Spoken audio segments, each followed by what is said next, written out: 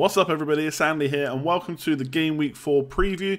This is a regular show that I do every week where I take you through my team for the coming week, take you through my kind of captain options, who I'm thinking about captaining, who I'm probably going to go with, and also if I'm going to make any transfers, who I'm taking out and who I'm bringing in, as well as some just general thoughts about the players in my team and whether I'm going to keep them long term or not. So it's been an international break, we're kind of starting to come to the end of it. Obviously I think people like me have been absolutely dreading this 2-week break, but FPL is finally back. So let's jump straight into it and go through my team, how it's looking right now. So, this is my team for this week. I don't think I'm going to make too many changes to it. I'm currently ranked just under 400k. I'm not too worried about that this year, early in the season. The reason I put transfer down is because I've not made any yet. So I'm recording this on Tuesday night.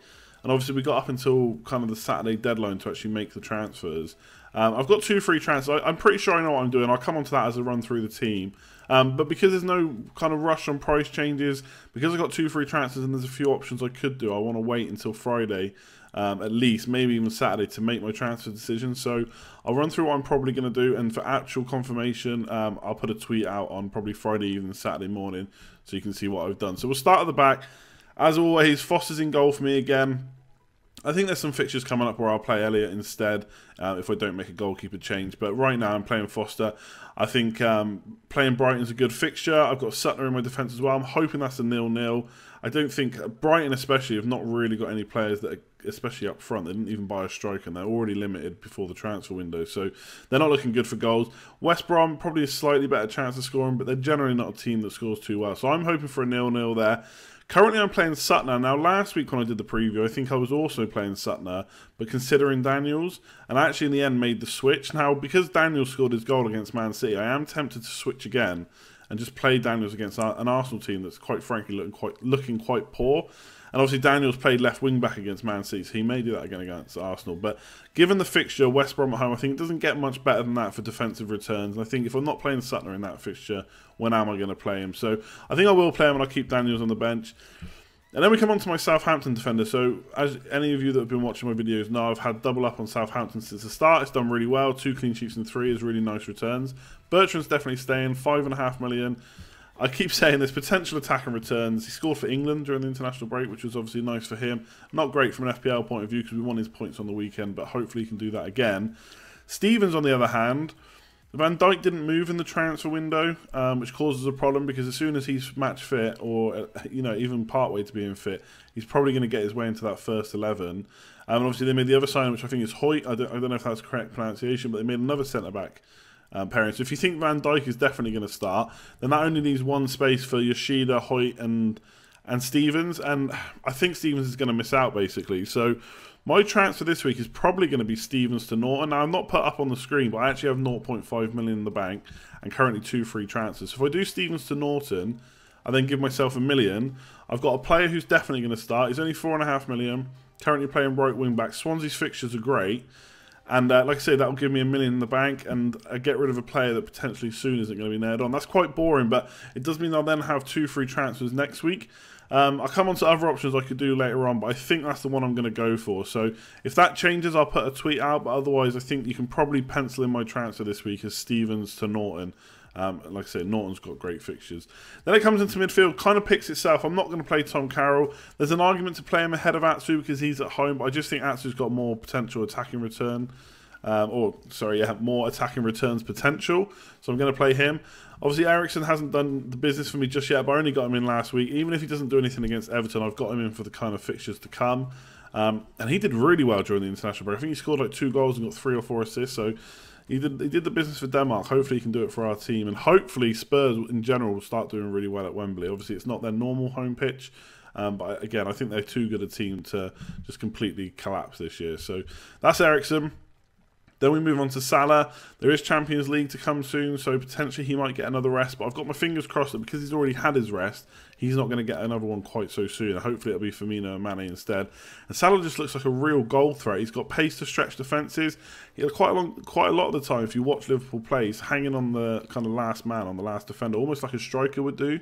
But obviously with the way that Liverpool play, Mane and Salah tend to be the furthest forward, even further up the pitch than Firmino. So got good hopes with Salah. I don't think Man City are going to keep a clean sheet, so hopefully he can be the one on the score sheet. And then obviously Mkhitaryan, again, there's not really much to say. He's got 5 assists in 3 games. I would expect that to start drying up. Not necessarily that he's going to stop scoring points completely, but there's no way he can keep up this assist. You'll probably get a lot of assists during the season, but at some point they're going to slow down. So hopefully he can get in the box a bit more and have a few more shots and just return against Stoke. And I think Man United are going to do well against Stoke. I know it's an away game, but I've got good faith. Maybe not a 4-0, but maybe 2 or 3 goals for Man United in attack. So yeah, high hopes for Mkhitaryan. Gabbiadini, now he's another one I could transfer out. So if I don't do the Stevens to Norton move, I could do Sutner and Gabbiadini out and get a 4.5 million striker and Alonso. That would then switch me to 4-4-2, and obviously I'd be banking that Alonso is going to outscore Gabbiadini. Now, over the long term, I think he absolutely will. But the problem that gives me is that I have a 4.5 million striker on my bench who's an absolute dud. None of the 4.5 million strikers are starting, so therefore they're not going to get me any points. So if they ever need to come off the bench, I'm kind of screwed. Like, I know people like Carroll are only getting 2 or 3 points a week, but every little helps. And I just think you're kind of putting yourself in a bit of an awkward position if you bring in an attacker like that. So I probably won't do that. Going to keep Gabbiadini 1 more week. Watford at home is really good. He has got Crystal Palace away, so if he does do well against Watford, I may even keep him another week. But what I'm looking at there is I really want Firmino, so that's kind of why I'm getting Stevens to Norton, because that gives me $1 million in the bank. Now, I still don't have a great way to get Firmino in for Gabbiadini, but at least I'm keeping my options open with 2 free transfers. If I don't get Firmino, then it'll probably be Gabbiadini to Abraham. Maybe even Bonnie. If Bonnie looks good this week, if he starts, and looks good, then I might get him in. But Abraham, 5.5 million. And he's got good fixtures. Again, Swansea, like I'm saying about Norton. He looks powerful, can hold the ball up. He's got pace as well. So I'm hoping he can get a few goals. His stats haven't been great so far, but I think for 5.5 million, it's a bit of a risk you can take. So Gabbiadini stays for now, but I am looking at getting rid of him long term. And then Kane and Lukaku, what more can you say? Obviously, I'm not going to bench those 2 players. Kane, it's September now. Let's hope he can score. He did okay for England during the international break. Obviously, in the grand scheme of FPL, that means absolutely nothing. It doesn't mean he's going to come back and score for Spurs. But he kind of even mentioned the August thing himself, so I wonder if it was just playing on the back of his mind a bit. And you know, now we're into September, maybe he's kind of set free. So hopefully he can get a goal against Everton. A lot of FPL managers, have sold him.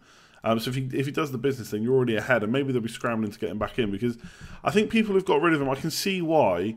But you've got to look at the stats. The goals are probably coming, and if they're going to come, it's going to be in this great run of fixtures he's got now. So he'll be my Game Week 5 captain. But for Game Week 4, I'm going to stick it on the main man, Lukaku, for now. Stoke away, I think, yes, I prefer it to be a home fixture, but I don't think Stoke are that great at home. They've obviously just bought Wimmer, so there might be a change in their back line, which might improve them. But I'm hopeful that Lukaku can get at least a goal, maybe a couple of bonus points. 8 or 9 points for a captain is decent enough. So he's going to be my captain option. And then I won't talk about the bench too long. Long, obviously, is a non-starter. Carroll, yes, I could play him, but I got a good feeling about Atsu, so I'm going to play him instead.